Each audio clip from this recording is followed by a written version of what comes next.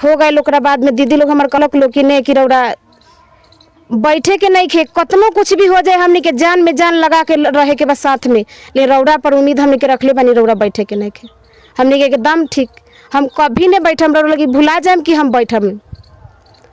एक दिन मालिक के हमरा आके एक आदमी कहता कि संस्कारी संस्था है, ए पर जाँच नहीं खे करे के, जहाँ तक कहाई रौरा को उतने सुने के बाद। हम कहनी कि ठीक बात। तभी हम माने एक खातिर बहुत लफड़ा भैल, चेक पर साइन करला।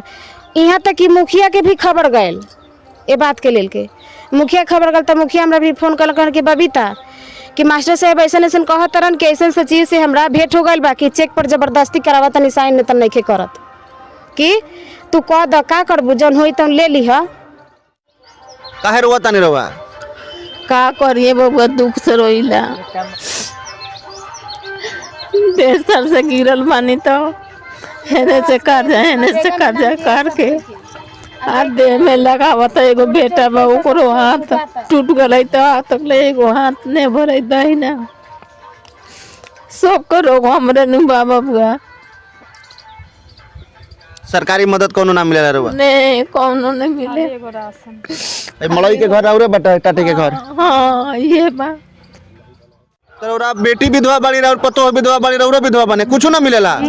अबगे से ई सलेश मुखिया एथी कहलन तो जाके अबगे से 2 महीने से तो 2 महीने से देता। पेंशन ना मिलेला? नहीं। बेटी पतो रौरा केहू के पेंशन, विधवा पेंशन ना मिलेला? नहीं।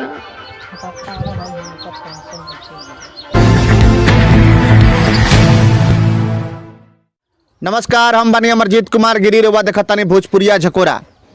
आज हम पहुंचल बानी सारण जिला के मकेर प्रखंड के कौतुका नंदन पंचायत में, और हमरा दाहिने बगल बैठल बानी बबीता देवी।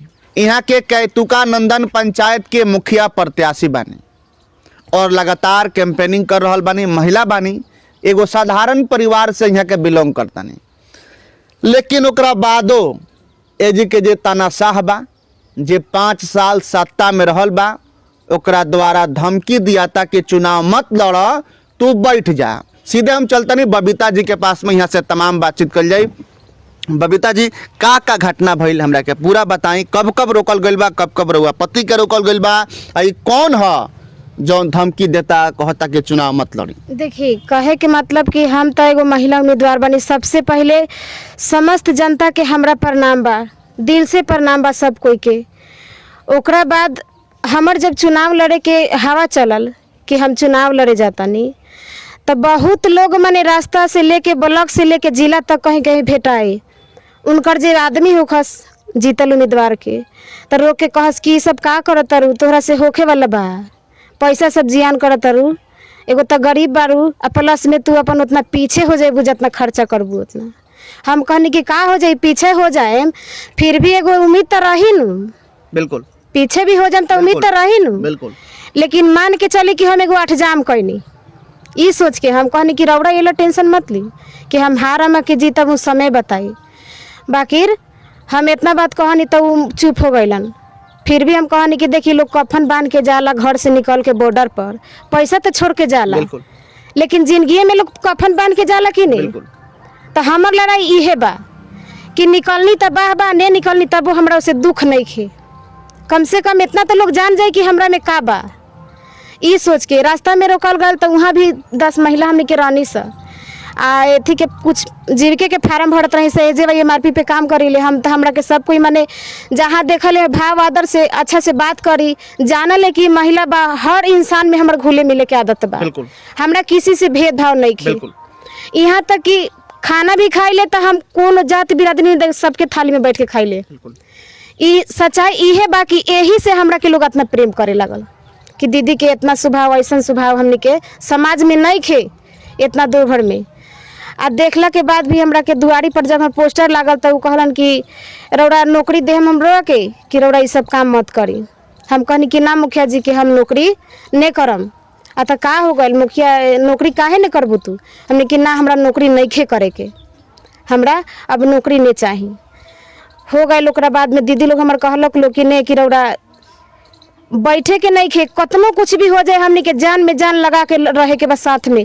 ले रौड़ा पर उम्मीद हमनी के रखले बानी, रौड़ा बैठे के नहीं खे हमनी के एकदम ठीक। हम कभी नहीं बैठम, रउरा लगी भुला जाएम कि हम बैठम।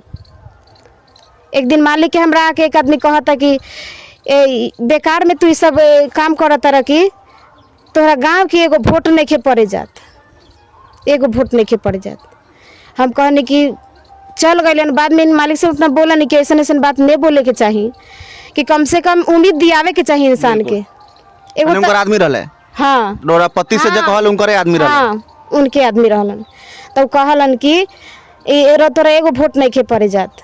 ओकरा बाद हमर मालिक साहब तनका अथी भइलन, फिर भी वहाँ जाके उनका से बात विचार कैलन कि समाज में तोरा के नहीं बोली है, लेकिन ऐसा बात तू मत बोली है, ठीक नहीं खे। वो हो गए।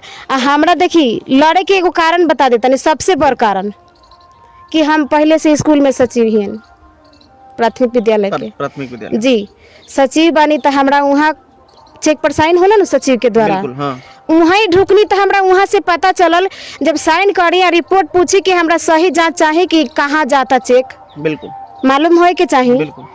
तो वहाँ से लोग कहे कि सरकारी संस्था बा, मैडम जी ज्यादा हक मत बोले के निकाली रहा। के बोलल बात? ई माने मास्टर साहब लोग बोला, लोग कहलन स्कूल के जे मास्टर बनन कि संस्कारी संस्था है, ए पर जांच नहीं खे करे के, जहाँ तक कहाई रोड़ा के उतने सुने के बा। हम कहने कि ठीक बात। तभी हम माने एक खातिर बहुत लफड़ा भइल, चेक पर साइन करला। यहाँ तक कि मुखिया के भी खबर गए ये बात के लेल के, मुखिया खबर गल। तो मुखिया हमरा भी फोन कर के बबीता कि मास्टर साहब ऐसा ऐसा कहत रहन कि ऐसा सचिव से हमरा भेंट हो गई बा कि चेक पर जबरदस्ती करावत नहीं, साइन नहीं तो नहीं खे करत, कि तू कह द का करबू, जौन होई तौन ले लीह। क्या कहले के जौन होई तौन ले लिह? हाँ, माने रौड़ा के घूस माने घूस देवे के लालच दियल गइल। तो उ कहलन कि जौन होई तोरा के समझा दिए कि तू ये अथी कर ले एकरा के। हम कहनी कि ठीक बा, माननी हम। लेकिन कुछ जानकारी भइल, हमरा कुछ जानकारी भइल, क्या खेला चलता जानकारी भइल। हाँ मालूम हो गइल। वहीं से तो हमार पॉइंट खुल गए। हमारे एगो गोतनी बाड़ी विधवा, यही जन ही बगले में बाड़ी, इनकर 10 बार गई मुखिया जी के द्वार पर बनवावेला विधवा पेंशन।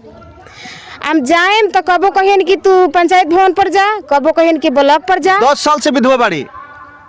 हाँ, 10 साल में अभी तो विधवा पेंशन ना नहीं बनल। बाप रे। आ कबो कहियन कि फलना कर्मचारी भी जा, कबो कहियन कि कहीं अथी सचिव के साइन करवावा। ई सब हम जात जात माने दौड़त दुआरी पर उनका गईनी।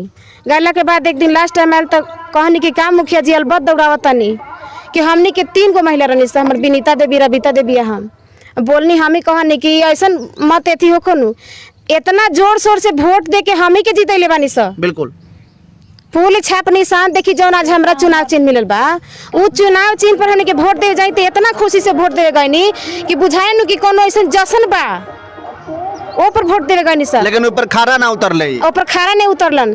कहतरन कि ना हो जाई। ए बबीता तोहरा के ध्यान देले बानी, देखी हम गइल बानी, अपना ला नहीं गइल, जेकरा खातिर गईनी ओकरा ऊपर नहीं खन कुछ बोले। लेकिन हमरा कहलन कि बबीता तुमको ध्यान दिए हैं, तुम मत घबरा, तुमको काम देंगे। तब हम समझ गए नहीं कि इनका दिल में का चलता।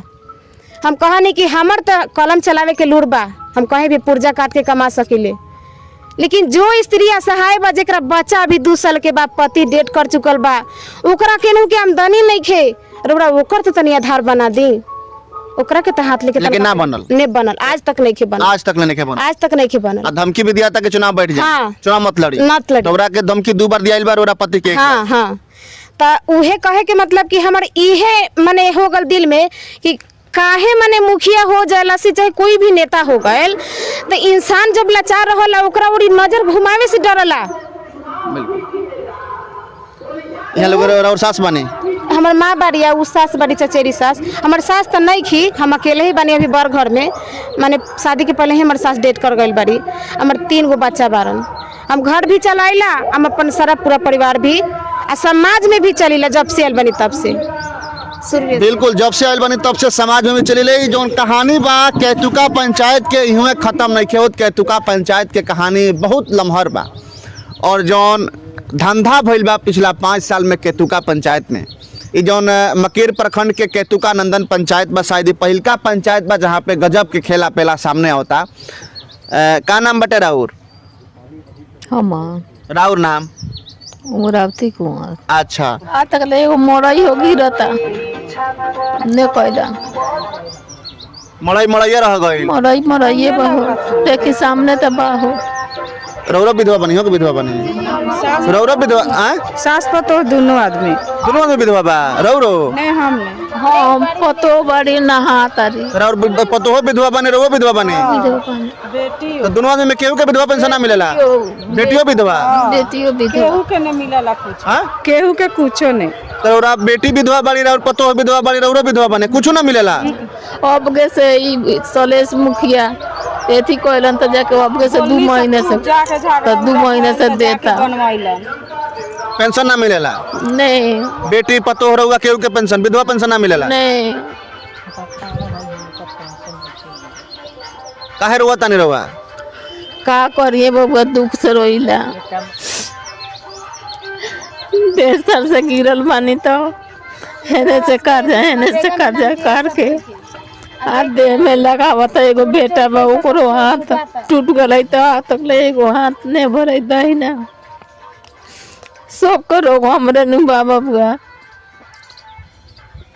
सरकारी मदद कोनो ना मिलेला रहुआ? नहीं कौनो नहीं मिले ए मड़ई के घर और बटा टाटे के घर हाँ ये बा देख सकता नहीं कि यहाँ के आँख में आंसू बा और लगभग कैतुका नंदन पंचायत के हर वो गरीब के आंसू बा आँख में जे ए विश्वास और भरोसा पर पिछला 5 साल पहले वोट देके जी के जनप्रतिनिधि जी के प्रत्याशी के जितौलस कैतुका नंदन पंचायत के प्रतिनिधि बनौलस। लेकिन कैतुका नंदन पंचायत के सब गरीब के आंख में आंसू बा और सब कोई अपने आप के ठगल महसूस करता कि ऐसा व्यक्ति के सत्ता में लेके आ गए निसन कि हमनी के जीवन जौन बा पूरा तरीका से नरक हो गई और लूटपाट के धंधा जौन बा कैतुका नंदन पंचायत में पिछला 5 साल से व्याप्त बा।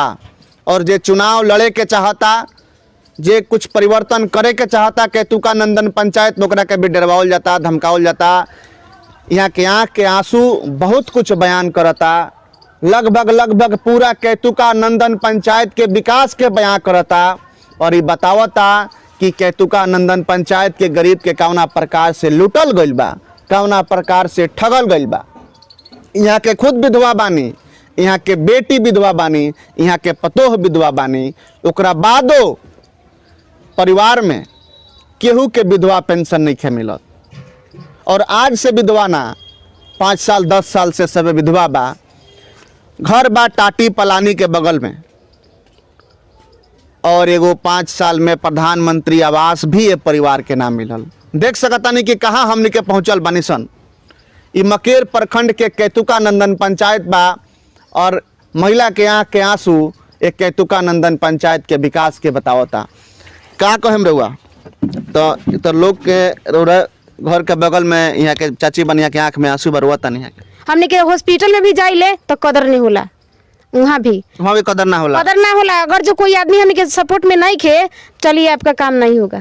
हॉस्पिटल में भी हाँ वहाँ भी हॉस्पिटल में भी सपोर्ट वाला आदमी चाहिए जी जेकरा आदमी बात बोले वाला तो ओकर काम जल्दी से लाइन में लग जाई आ जेकर नहीं खे तब भूख के चलम। कुत्ता कटले रहे एगो लड़का के हमरा तो हम गए रहे सुई दिवावे गए रहे तो वहाँ सुई नहीं मिलल कि सुई दिवाई हम चले निहार के छपड़ा से सुई दिवाई लड़का के कि सरकार सब जगह एके नियम बनावत होई बिल्कुल अलग तो नहीं बना बिहार में एके नियम होला और कहीं जाई बाहर में तो सरकारी स्कूल में के बच्चा देखी उकनी के माने परिस्थिति देखी या यहाँ के परिस्थिति देखी देखला पर हम रो के आवनी स्कूल में जाइले तो एक धार हमार रोवाई गिरल कहनी कि काश यहाँ अच्छा सरकार रहतक नु तो हमार बच्चा ऐसे नहीं रहतन सर स्कूल में।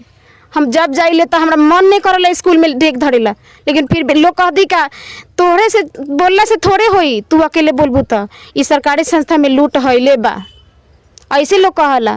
तो रबो के तो ऑफर दिहल गइल कि साइन कर द चेक पर मुखिया जी कहबे कइलन। अच्छा मुखिया जी के का नाम बटे रहो पहले जौन मुखिया रहलन मिथिलेश कुमार राय जी। चलिए आगे बढ़तनी हम लगातार बनल बनी ग्राउंड रिपोर्ट पर खबर दिखावे के सच्चाई दिखावे के प्रयास लगातार बा। कैमरामैन अश्विनी कुमार के साथ धन्यवाद।